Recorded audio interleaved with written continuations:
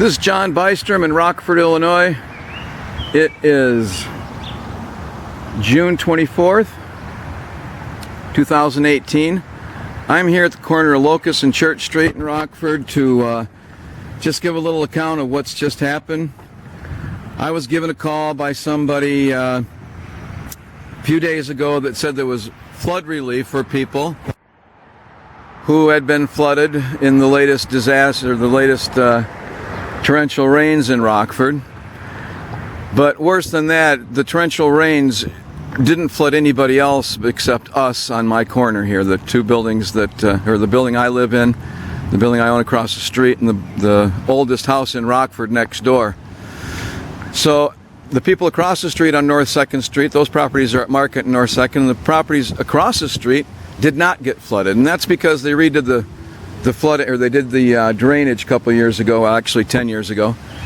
And it was inadequate, and it flooded one other time before. So I came down here to humor the guy that called me, who was actually looking for an apartment. Claimed he was looking for an apartment. And so I came down here, and he told me that FEMA had money for people. So I came down, number one, to the Red Cross, which is right over here. Red Cross office is over here. So I went to the Red Cross, filled out the paperwork. There's the paperwork there, all the Red Cross and everything. So the Red Cross told me, "Oh no, we don't have anything. Here's a bucket of bleach and a squeegee, or a little sponge, not even a mop, just a sponge, little spongy thing. Yeah, here, go clean up a $10,000 damaged basement, and you can, we're the Red Cross and we're here to help." So we don't have anything here except for these token items. So why don't you go over to the Rockford Human Services, Rockford Community Human Services Division. So I come over to the address, which is 55 North Church Street. And when I get here, there's a sign on the door that says, "We've moved." Now, he could have told me that, but he's a government agency. He's got all day long to sit there and not tell me that. So I came over here, and there's a sign on the door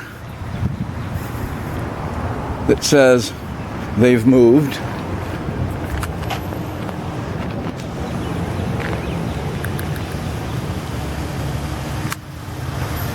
There's the sign. So like I say, instead of just telling me, "Hey, they've moved," or update their lazy paperwork, no, instead, "Hey, go here, we're going to send you on a steeplechase. First run over there, then run over here, then run over here, then run over there." So I come over here, and then I get another address to go to, which is now 612 North Church Street. So, okay, I drive my dented car over here. I didn't repark it. That's where I parked the first time. So I come over here to the great social services of the city of Rockford, which, as you know, is a hellhole and a half. So I get over here, and they send me over here, across the street. Of course, there's big long lines of people trying to get help from all kinds of different things. Yeah, go over here and they'll give you some help. So I go over there, and of course I wait in line. Finally I figure out the system. Okay, let's get in line. And I talk to the receptionist. She says, "Okay, well, you have to speak with this other lady." Okay, come on back here. Yeah, sit down at the desk. Yeah, we don't have any help for anyone. Now, they could have told me that at the receptionist, and we could have been cool. No, instead, she gives me a list and an appointment with the Baptist Church. Now, the insulting part of this is you got this compartmentalized charity system where you've got 10 different hands. Nobody's in charge. Nobody's really there to help you. It's a right to work system is what's going on here. But I'd like to give a historical perspective also. Since I'm exposing the Mormon Mafia here in my town, who has targeted me 40 years, with a partnership with the largest cocaine outlet, Concord Commons, who received a mortgage from my Mormon bishop, attorney, son-in-law of Dallin Oaks, next in line to be prophet of the Mormon Church. Back in 1929, when the stock market crashed and when the Depression started, people died from hunger, from starvation. We've since learned that that was all orchestrated by the Federal Reserve and by their corporate bankers, the usual suspects, the Rockefeller banks, the Goldman Sachs, but all Federal Reserve agents. In 1933, now people don't know this, in 1933, this is one of the roots of the Mormon Mafia, which is alive and well in Rockford, Illinois, and they are the cocaine, they're not traffickers, they are the cocaine launderers, and they take that money and then buy up real estate. And then they target goodly saints like me. This Mormon Mafia here in town, which is led by Jack Ward, who is the largest shareholder at Amcor Bank. Like I say, they've committed 7 frauds on me. So anyway, I began looking back in the roots of how is it possible that my Mormon leaders here in Rockford, that leads to the top of the Mormon Church, could be the most corrupt, satanic, wicked con artists who protect pedophiles? That's a whole nother angle that I can't even get into on this video. And you'll know the disgust when you know they troll the churches. They troll the churches for good-looking, innocent-looking female teenage cocaine couriers. This is my former Mormon bishop, the Mormon Mafia here in town. They troll your churches for people to defraud. There's about 30 of them here that have been defrauded.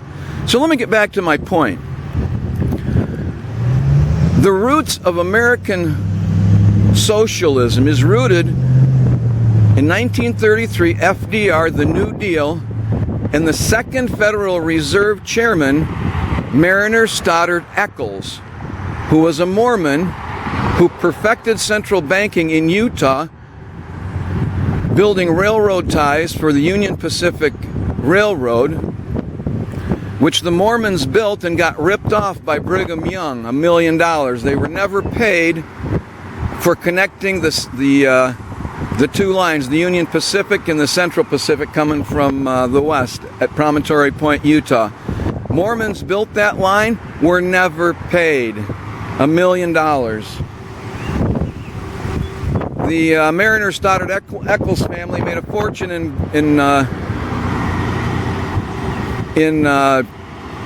manufacturing the wooden ties for the railroad companies. Now, Union Pacific was a quasi-private corporation which was incorporated in 1862 during the Civil War, which was pretty much the beginnings of the military-industrial complex, which has pretty much taken over the world at that point.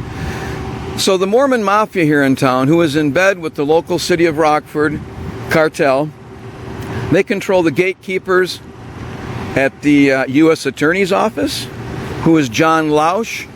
John Lausch is an attorney with Kirtland & Ellis in Chicago. Jack Ward, the bishop, banker, attorney who's been targeting me for 40 years, his father-in-law, Dallin Oaks, is an attorney with Kirtland & Ellis in Chicago, where Dallin Oaks was a state's attorney when the Mormon Mafia was laundering cocaine with the Vatican Bank from 1959 to 1974, at least when they got busted. Well, they never. The American guys never got busted. It was only the Italian guys that got busted. So David Kennedy, who was the chairman of Continental Bank in Chicago, never had to face the music because, number one, he was protected by Dallin Oaks, who was a Chicago state's attorney in the Chicago crime machine, where Hugh Rodham took over Al Capone's operations back in the 30s. So, getting back to the roots of socialism in this country was started by top Mormon Mariner Stoddard Eccles, 1933, second chairman of the Federal Reserve, which is the satanic banking operation controlling all the wars in the past 100 years. They have 200 million deaths on their hands in the 20th century, and you know they're bucking for more. Well, my Mormon Mafia leads directly to the worst fascists that the world has ever known through the money trail of Union Pacific Bank. Mariner Stoddard Eccles made their fortune working and contracting, supplying the ties for Union Pacific Railroad. Mariner Eccles, when he took over the Federal Reserve, he helped FDR to alleviate, now quote unquote, alleviate the suffering of the Depression. What they did is create over 600 new social programs in order to gather information on everybody, not necessarily to help them, but to manage the poverty, if you're following this. Mariner Stoddard Eccles also helped create the International Monetary Fund, which has indebted every country in the world they step their dirty foot in. Also helped create the World Bank. So, why am I so interested in this? Well, because in 1972 I actually met a true prophet who told me to read a book called None Dare Call It Conspiracy, which I did at 12 years old. And I found everything in that book to be so true. And after 40 some years from reading that book and being targeted by the local Mormon Mafia, I got a lot to say because I helped start a newspaper called the Rock River Times to protect myself. And so far so good, but I don't have control over it, and I'm attempting to get control back.